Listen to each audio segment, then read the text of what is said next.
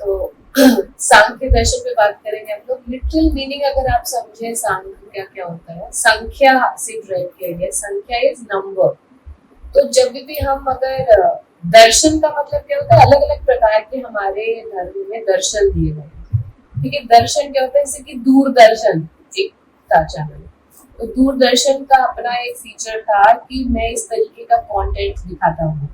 ठीक है, तो basically when you are calling something a darshan, तो आप एक पर्सपेक्टिव की बात कर रहे हैं, एक दृष्टि की बात कर रहे हैं कि अगर हम इस लिहाज से देखें तो क्या समझ आता है, that is called Darshan. And that is why when you look at any other form of Darshan also, वो साहित्य का एक अलग फॉर्म है जो कि बता रहा है कि अगर मेरे हिसाब से देखेंगे समझेंगे तो ये पर्सपेक्टिव निकल के आता है। एक ही चीज को डिफाइन करने के कितने पहलू हो सकते हैं, कितने तरह से एंगल से आप देख सकते हैं। मान लो there is a pyramid and you are watching it from the different angles, so left view will be different, that is a one form of darshan. The right view is another form of darshan, top view is another form of darshan, and the bottom form is another form of darshan. So हमारे धर्म में सनातन is so vividly and beautifully defined that अलग अलग दर्शन दिए गए हैं कि अगर आपको सेम साहित्य को इस दर्शन, इस दृष्टि से देखेंगे तो वो क्या बताता है, दूसरे दृष्टि से देखेंगे तो वो क्या बताता है। तो आज हम लोग सांख्य दर्शन देखेंगे, मतलब सांख्य की दृष्टि से धर्म को समझने का प्रयास करें। ठीक है, that is the understanding about the Samkhya darshan, because it is including a number वाला term, like Samkhya is basically number. तो यहाँ पर कैलकुलेटिव बात होगी, तो here we are trying to use logic. बहुत लोग, आप लोग लॉजिक को पसंद करते हैं, कुछ भक्ति योगीज को सांख्य ऐसे पसंद नहीं आता। बहुत सारे भक्ति योगीज दे रिफ्रेन, उनको लगता है Samkhya is anti religion, although it is not, but sometime it feels like to the bhakti yogis. आगे हो सकता है आप में से भी किसी को लग जाए, तो I am apologetic if it hurts your feeling in any. तो सांख्य दर्शन की अब बात करते हैं। सांख्य दर्शन अगर एक सेंटेंस में समझना हो तो गीता का एक श्लोक है जो कि श्री कृष्ण ने कहा, वो पूरे सांख्य को एक श्लोक में, मंत्र में बता दिया। सुना होगा आप लोगों ने, ओम पूर्णमिदः पूर्णमिदं पूर्णात् पूर्णमुदच्यते पूर्णस्य पूर्णमादाय पूर्णमेवावशिष्यते। This is Sankhya complete. ठीक है, now I'll explain. So what is the meaning of पूर्णमिदः पूर्णमिदम्? ये करते कब है, जब भी आपका पूजा या कोई अनुष्ठान कंप्लीट होता है तो लास्ट में when you are surrendering everything, that time you say पूर्णमिदः पूर्णमिदम् पूर्णात् पूर्णमुदच्यते पूर्णस्य पूर्णमादाय पूर्णमेवावशिष्यते। From the wholeness, whatever you take out will be whole, whatever will remain is the whole, whatever can be changed is also the whole. So they are saying कि पूर्ण में से something which is संपूर्ण, पूर्णमिदः पूर्णमिदम्, पूर्णता से सिर्फ पूर्ण ही निकाला जा सकता है। ठीक है, कुछ और नहीं निकाल सकते। It's not logical. Gita is saying it's not logical कि पूर्ण में से पूर्ण ही निकल सकता है, कुछ और नहीं निकाल सकते आप। ठीक है, सांख्य भी यही कहता है। सांख्य क्या कह रहा है, एकदम वही कह रहा है जो मॉडर्न साइंस कह रही है। It's not saying that creation हुआ, मॉडर्न साइंस सेज क्रिएशन नहीं हुआ है, एवोल्यूशन हुआ है। अगर कुछ था ही नहीं तो उससे कुछ नहीं आ सकता। From nothing only nothing can come. If something has to come, there should be something at the base so that something arises. If there is nothing, उसमें से कुछ नहीं निकलेगा। ठीक है, दैट इज व्हाट पूर्णमिदः पूर्णमिदम् इज आल्सो सेइंग। पूर्णता से क्या निकल सकता है, सिर्फ पूर्णता ही निकल सकती है।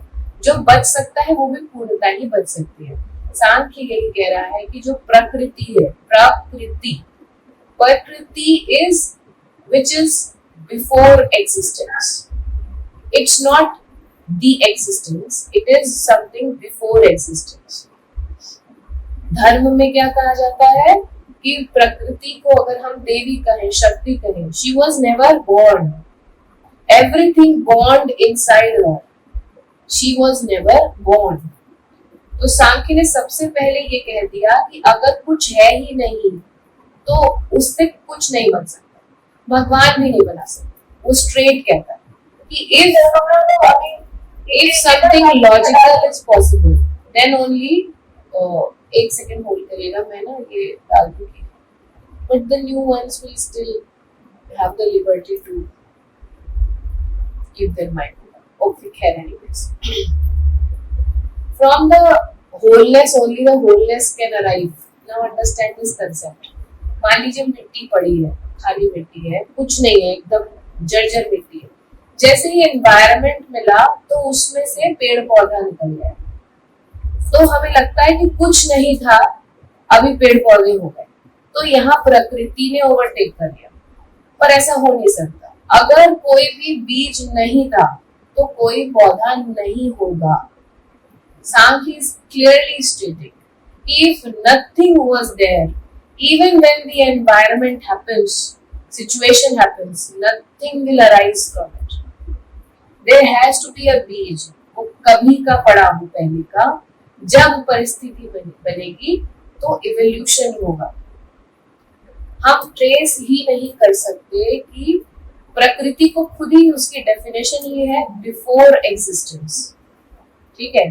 तो there is no place from where existence has started, evolution has only started. There was always something, and that is why another form of dharma is saying there is Sadashiv. Shiv Puran is saying, Kashmiri Shaivism is saying there is Sadashiv, something that always remains. Otherwise, if it reaches to nothing, from there only nothing will arise from nothing. So there has to be something that always remains. जब सारा प्रकृति भी खत्म हो जाए, सब कुछ भी खत्म हो जाए, उसके बाद भी कुछ बचेगा, उस कुछ में से ही कुछ निकल सकता है।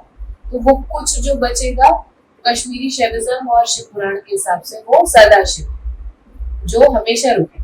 And that is why this is also said कि शिव इज लाइक शव, डॉर्मेंट रह सकते हैं, मतलब वो शव के समान सस्टेन कर सकते हैं टिल द टाइम द शक्ति is not wanting him to actually become functional again, right? इसीलिए सांख्य में अगला जो कंसेप्ट बताया कि ठीक है, अब आपने दो चीजें बोल दी। First you have said if there is nothing, only nothing can arise from it. There has to be something to come out. आप ईश्वर भी अगर आपके सामने आ जाते हैं और आप उनको इलॉजिकल डिमांड करते हैं कि जो है ही नहीं उसकी एग्जिस्टेंस मांग लेते हैं, वो नहीं दे सकते। सांख्य की बोल रहा है, ये पॉइंट है जिसपे भक्ति योगी थोड़ा सा डिस्टर्ब होते हैं। उनको ये लगता है कि नहीं, भगवान तो सब कुछ कर सकते हैं, ठीक है। सांख्य कह रहा है भगवान सब कुछ है, अगर तो वो सब कुछ कर पाएंगे। From him then only sum everything can arise if he is everything. Gita is saying कि आई, इफ आई डिफाइन आई, तुरिया, और इवन बियॉन्ड दैट, तुरिया तीर्थ, then the Turiya Tirth means that you are Sampurna. From complete or wholeness, only wholeness can arise. So there Krishna is claiming that I am whole, and that is why he is considered God. Even Sankhya will consider him God because he can actually create. But if you are just going by the fact because you have said, proclaimed that I consider you God, the illogical demands can be fulfilled. Sankhya is saying no, it doesn't work like that. ये उन लोगों को भी जवाब दे देता है सांख्य, जो लोग कहते हैं, इस पे प्रश्न उठाते हैं कि अगर सब कुछ कैलकुलेटेड है मेरा, तो फिर कैसे ही भगवान भी कैसे चेंज करेंगे, और अगर मैं खुद भगवान के तुल्य ही हूँ और मैं संपूर्ण हूँ, एक दिन मुझे ये रियलाइजेशन आ ही सकती है, तो फिर मैं क्यों नहीं ये बना हुआ लिखा हुआ चेंज क्यों नहीं करूंगा? मैं तो कर दूंगा अपनी सुविधा के अनुसार, because I will not be limited, I will be limitless, so I will change it, ठीक है। तो वो लोग अगर सांख्य पढ़ेंगे तो उनको ये समझ में आ जाएगा कि अगर समझ आ गया तो कोई क्यों चेंज नहीं करेगा, why they will not change the calculation, और अगर नहीं समझ आया है तो why they will remain like अ भक्ति होगी कि ठीक है जो चल रहा है उसको मान ले। अब ये आगे बताता है कि ठीक है चलो आपने बोल दिया कि एवोल्यूशन हुआ, मतलब क्रिएशन हुआ ही नहीं, सिर्फ एवोल्यूशन हुआ। नाउ डिफाइन कि अगर एवोल्यूशन हुआ तो वो ही क्यों हुआ। ये भी प्रश्न आता है दिमाग में कि एवोल्यूशन को क्यों होना था, वो क्यों होता जा रहा है, अभी भी हो रहा है, एक क्षण भी होते ही जा रहा है। तो वो हुआ है 2 कंसेप्ट से लेकर के, तो उसमें हम अब एक एक करके जाते हैं। पहला हमारा होता है प्रकृति एंड पुरुष, ठीक है, ये दोनों के कंसेप्ट में पहली बात है। सो पुरुष इज व्हाट? पुरुष is something which is a dormant and something which has the vision, which has the direction. इसको पता है, इसको रास्ता पता है, ठीक है, पर इसको कुछ करना नहीं है, इच्छा नहीं है, कोई शक्ति नहीं है इसकी। मतलब आप एग्जाम्पल ले लो कि कहीं जाना है, एक यात्री जो है वो लंगड़ा है, चल नहीं सकता, और दूसरा यात्री अंधा है, देख नहीं सकता। तो अगर ये दोनों साथ हो जाएंगे तो जो देख नहीं सकता उसको वो डायरेक्शन बता देगा, जो चल नहीं सकता वो इसको अपने साथ लेकर के चले, ठीक है। तो इसी तरीके से पुरुष और प्रकृति काम करते हैं। पुरुष को समझ लीजिए वो लंगड़ा है, वो मूव नहीं कर सकता, वो क्योंकि वो स्थिर है, वो जड़ है। क्या है? जड़ है। जड़ क्या होता है? जैसे कि पहाड़ है, वो जड़ है। शक्ति आएगी तो भूकंप ला करके उसको हिला दे, पर वो जड़ है। समुद्र जड़ है, शक्ति उत्पन्न हुई तो सुनामी कर दिया, वरना वो जड़। वैसे पुरुष जड़ है और शक्ति क्या है? चलायमान है, पर नेत्र नहीं है, विजन नहीं है, उसको हर वक्त मूव करना। She is always about the expansion, about the evolution, and Purusha is about the jadata. तो दो इच्छाएं, जो first desire, if you consider what is the first desire? First desire in the Purusha came to move from its place, and first desire of Prakriti to create. Then they both came together. According to Sankhya, they both came together. Prakriti acted like a Shakti and he acted like a vision. And with the vision and Shakti, the evolution happened. But because अगर कुछ नहीं होता, अगर कभी पुरुष और प्रकृति नहीं मिलते हैं, तो वहां सिर्फ जड़ता ही रहेगी। पर अगर पुरुष है नहीं तो शक्ति भी आ जाएगी, तो भी कुछ अराइज नहीं हो पाएगा। हाँ बताइए।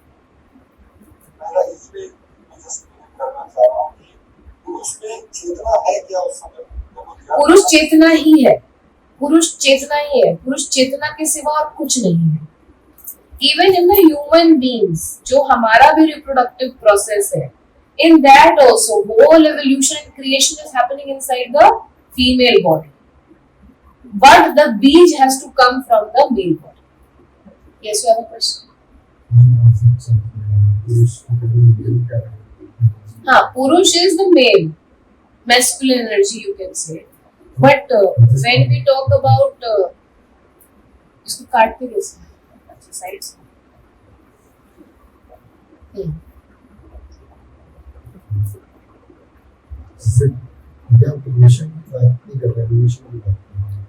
सांख्य ने पहले सेंटेंस में बोल दिया क्रिएशन नहीं हुआ, क्योंकि क्रिएशन का मतलब ही, कंसेप्ट ही इस पे होगा कि कुछ नहीं था और कुछ हो गया। पर वो कह रहा है कि अगर कुछ नहीं है तो उसमें से कुछ नहीं ही निकलेगा। From nothingness only nothing can come. Yes,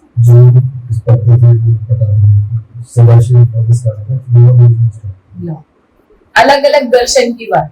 From this darshan, this is the concept. It's saying that there is no creation. It's always evolution. There has to be something so that something arises from it.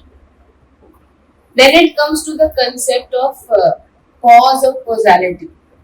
ये बहुत ना थोड़ा सा typical है, इसके लिए terminology ही बहुत सारे लोगों को पता नहीं होगी, काफी सारी। तो उतना धीरे धीरे पढ़ाएंगे तो हमारे लेक्चर पता नहीं कब तक चल जाएंगे, इसलिए आई एम जस्ट ट्राइंग। हाँ मैं बस एक चीज पूछ रही थी कि जड़ प्रकृति है या जड़ पुरुष है? जड़ का किसमें है? जड़ पुरुष है, पुरुष जड़ है, पुरुष जड़ है, प्रकृति चलायमान, चेतना भी जड़ है। चेतना संपूर्ण तरह जड़ है। जो चीज को फुल टाइम एग्जिस्ट करना है दैट हैज टू बी जड़। आप खुद सोचो, आप अपना अगर बेस बना रहे हो, कोई चीज आप सोच रहे हो कि मेरे को 10 साल तक भी आपको चाहिए कि वो स्टेबल रहे, तो all that you look at that product is from the perspective of stability, कि कितना जड़ और एक जगह रह सकता है, स्टेबल रह सकता है ना। तो जड़ता को हमेशा रहना है, इसलिए प्रकृति जो है उसमें बीच बीच में आकर के बार बार एवोल्यूशन क्रिएट करती है, पर वो भी प्रकृति है बिफोर एग्जिस्टेंस। ठीक है, तो बिफोर एग्जिस्टेंस बोल रहा है सांख्य, पर एग्जिस्टेंस नहीं बोल रहा है, क्योंकि बिफोर एग्जिस्टेंस अगर something is there only then something can happen. Yes, हाँ जी बोलिए। आराध्या नहीं तो नीतू जी। Yes,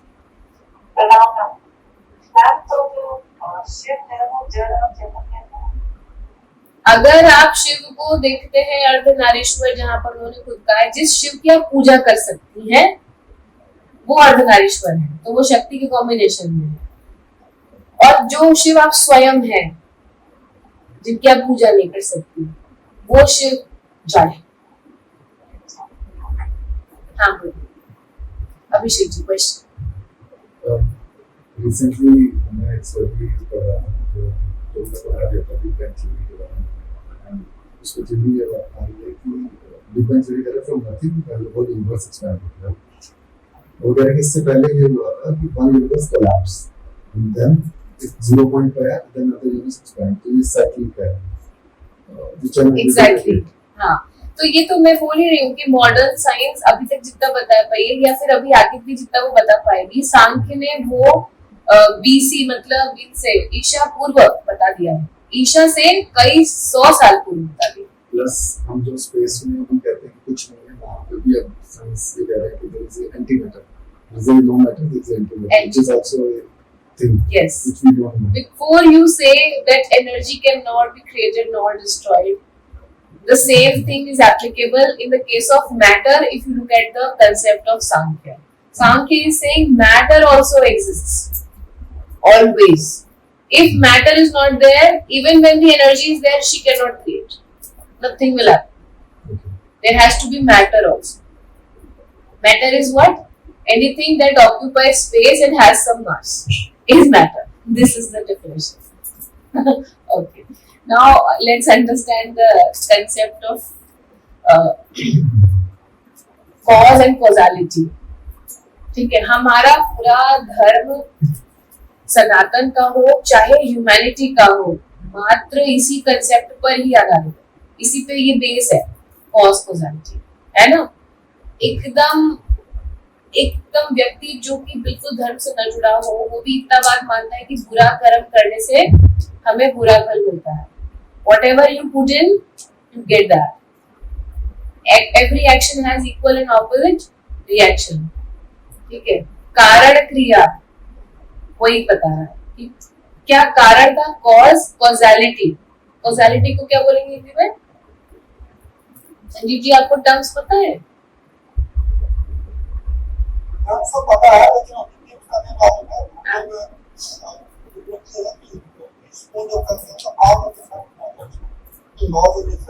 cause and effect.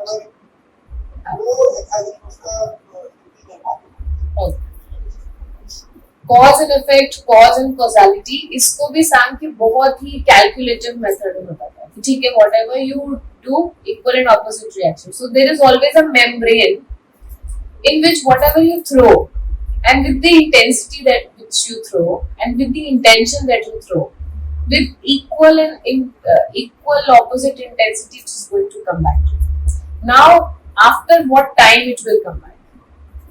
ये बिल्कुल वैसा है जैसे कि आपने कोई सिग्नल भेजा है मून पर, तो वो कितने वक्त में लौट करके आएगा, will have a different timeline than if you have thrown a signal on Mars, वो अलग समय में लौट करके आएगा। तो आपका कौन सा कर्मा कौन से टाइम पर फलीभूत होगा, and you will be found whether you are in this life और you are in any other life. आपका जब वो लौट के आ रहा है, you will be found, you will be traced back, और वो आपको वहां पर दे दिया जाएगा जो आपने अपना एक्शन दिया था। तो सांख्य कॉज एंड कॉजालिटी के कॉन्सेप्ट को बहुत ही क्लियरली स्टेट करता है कि whatever, it is always about the calculation, because Purush and Prakriti, they are doing the evolution, and evolution is constantly happening within us also, because whatever you say is happening inside the universe is happening inside you at the same time, and it is happening in the smallest of the possible particle and the largest of the universe equally at the same time.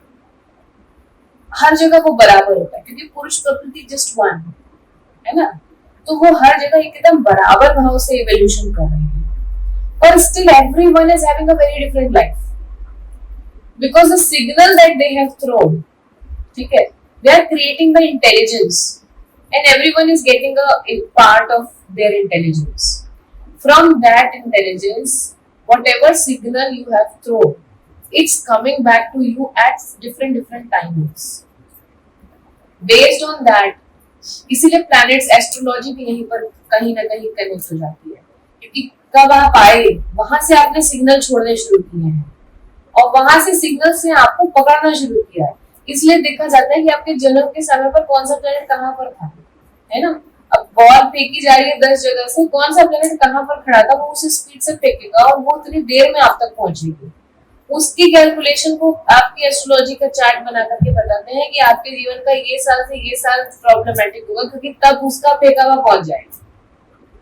ठीक है, इस तरीके से planet की condition है. तो it's all about calculation. Sankhya is saying कि cause and causality के कांसेप्ट में don't take it by heart कि है मैंने ये करा वो करा तो अब मेरे साथ बुरा होगा, या मैं कुछ उपाय निकाल लूं तो नहीं होगा.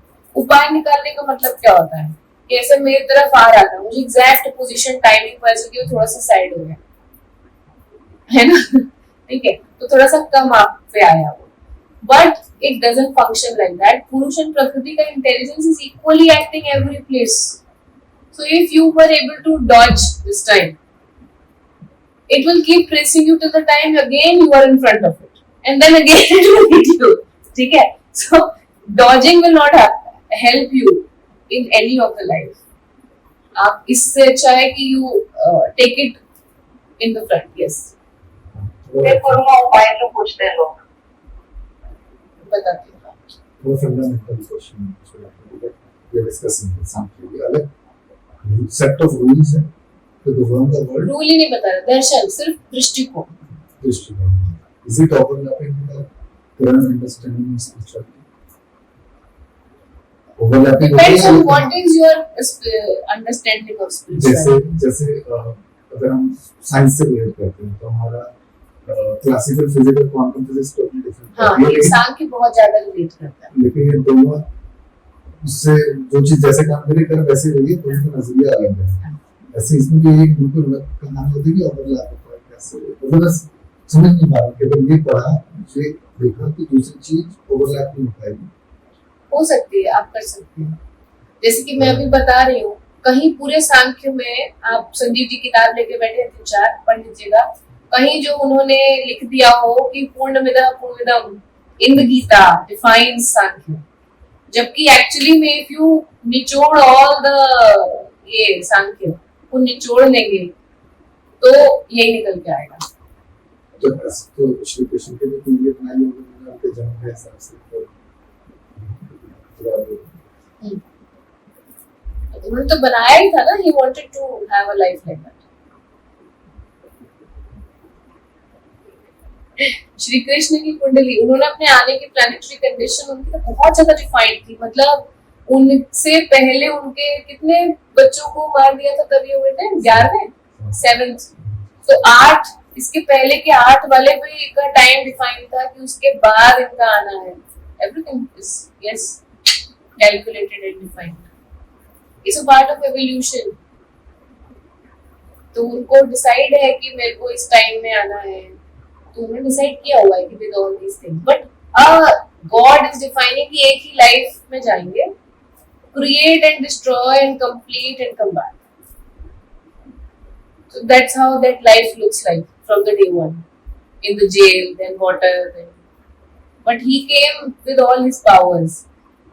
And he is saying that if a person, even in the human body, even on the planet Earth, is able to live like a Turyatita, you have all the powers of God, even in the body.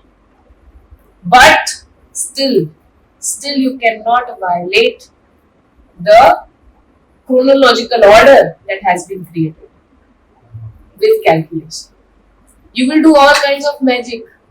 Still you cannot save if all of your family is supposed to die by a shrap in front of you. Still you cannot decide that I will marry the girl I love. Still you cannot decide that I will take the empire for myself. Okay. So that is how it is. So Sankhya is saying कि okay, the calculation has to be there.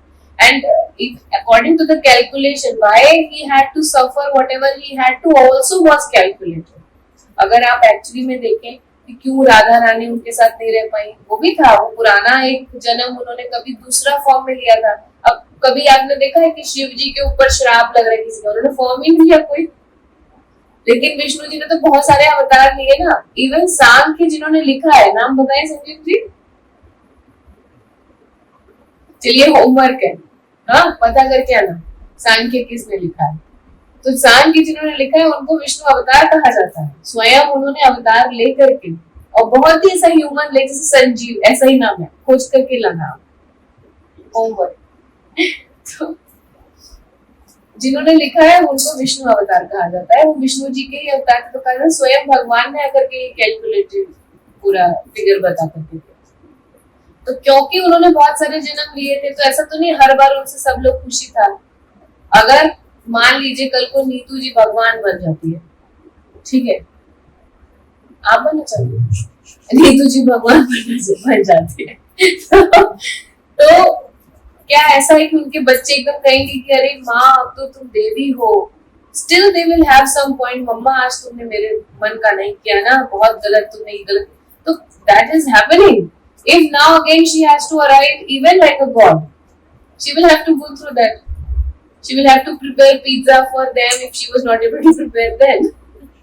हाँ जी, question है. Okay. So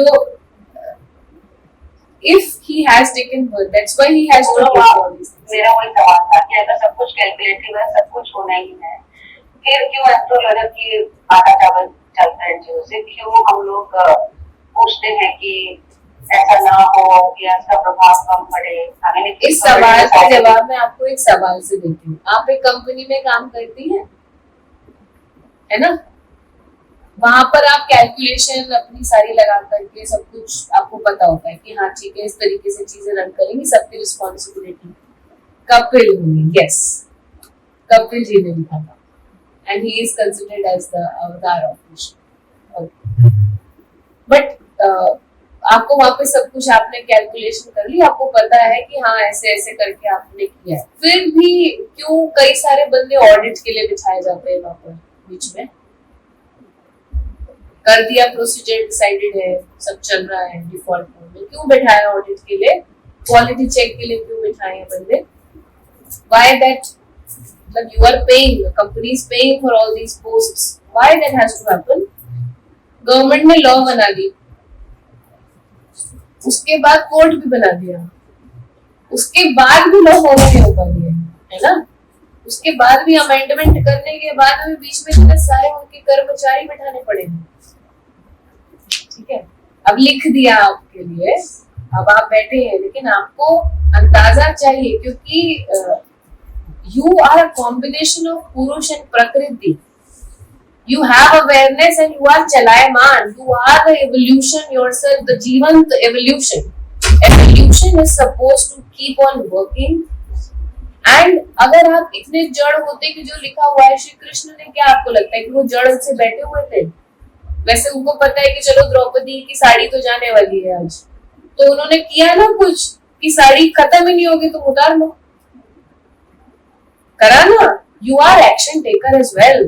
You're not just a jad thing sitting. You are the Purush and Prakriti together. So